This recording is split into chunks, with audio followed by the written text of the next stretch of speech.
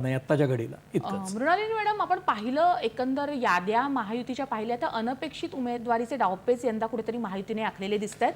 त्यात विधान परिषद असेल किंवा राज्यसभेत असलेल्यांना उमेदवारी देणं, म्हणजे राजेश विटेकर असतील, राज्यसभेतले मिलिंद देवरा असतील, उमेदवारी दिली आहे किंवा प्रस्थापित नेते असलेल्या ठिकाणी नवा चेहरा दिलाय, असा एक एकंदर प्रयोग महायुतीने केलेले आहेत. याची फलनिष्पत्ती काय संभवते, काय सांगाल? ॲक्च्युली याची फलनिष्पत्ती काय होते हा खरंच उत्सुकतेचा प्रश्न आहे. अजून प्रचाराला बरेच दिवस बाकी आहेत.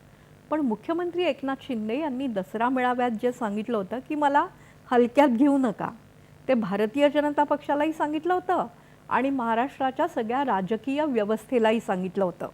आदित्य ठाकरे हे बाळासाहेब ठाकरे यांचे नातू आहेत.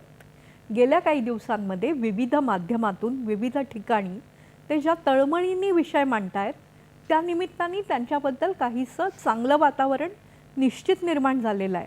त्या आदित्य ठाकरेंना कसं थांबवता येईल, त्यांच्या समोर लढायला कोण तुल्यबळ आणता येईल, असा सगळा प्रश्न मांडला जात असतानाच दक्षिण मुंबईतच तशाच प्रकारचं बोलू शकणाऱ्या आणि मुंबईच्या राजकारणावर पकड असणाऱ्या मुरली देवरा यांचे चिरंजीव मिलिंद देवरा यांना उमेदवारी दिली गेली आहे. ह्या लढतीचा निष्कर्ष निर्णय जो काय लागायचा तो लागेल, पण ही लढत मिलिंद देवरा यांच्या तिथल्या आगमनामुळे सतत चर्चेत राहील.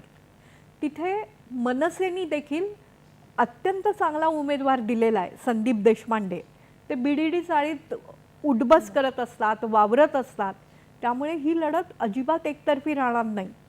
दुसरा पॅटर्न शिंदेंनी जो अस्तित्वात आणलेला आहे, भावना गवळी ज्यांना उमेदवारी मिळाली नव्हती खासदारकीची, त्यांनी शब्द दिला असल्यामुळे त्यांना विधान परिषदेत नेमलं.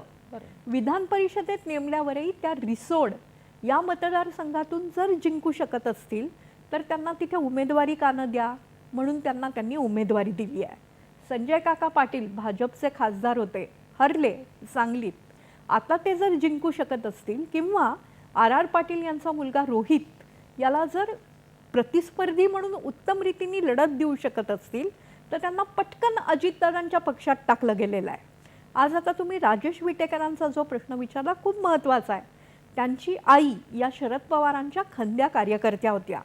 पवार साहेबांच्या राजकारणावर किती आक्षेप जरी घेतले तरी त्यांनी महाराष्ट्राच्या कित्येक मतदारसंघात त्यांना मानणारा एक वर्ग तयार केला. त्या वर्गाला जेव्हा उमेदवारी मिळाली नाही तेव्हाच पहिल्यांदा युतीचं सरकार आलं. ते काँग्रेसने उमेदवारी दिली असती युतीला सरकारमध्ये तेव्हा येताच आलं नसतं. तर या राजेश विटेकरांच्या आई या शरद पवारांच्या लॉयलिस्ट असल्यामुळे ऐनवेळी त्या अर्जच तर दाखल करणार नाहीत असा प्रश्न अजितदादांसमोर आला आणि अर्ज दाखलच केला गेला नाही तर त्या उमेदवारीला अर्थ काय आहे. म्हणून राजेश ज्यांना नुकतंच परिषदेवर नेमलं गेलेलं आहे त्यांना पुन्हा एकदा रिंगणात उतरवलं गेलं. मजा अशी होईल की या विधानसभेच्या निवडणुकीत असे सगळे लोक जर जिंकले तर पुन्हा विधान परिषद, पुन्हा राज्यसभा याच्याही निवडणुका या माध्यमातून पुन्हा एकदा अस्तित्वात येतील. कशी चुरशीची निवडणूक दोन्ही बाजू लढत आहेत त्याचं हे उत्तम उदाहरण आहे. स्पर्धात्मकता उत्तम वातावरणाला आणि काही आउटपुटला जन्म देते. तसं होतंय का महाराष्ट्रात, बघूया. बरोबर आहे. ही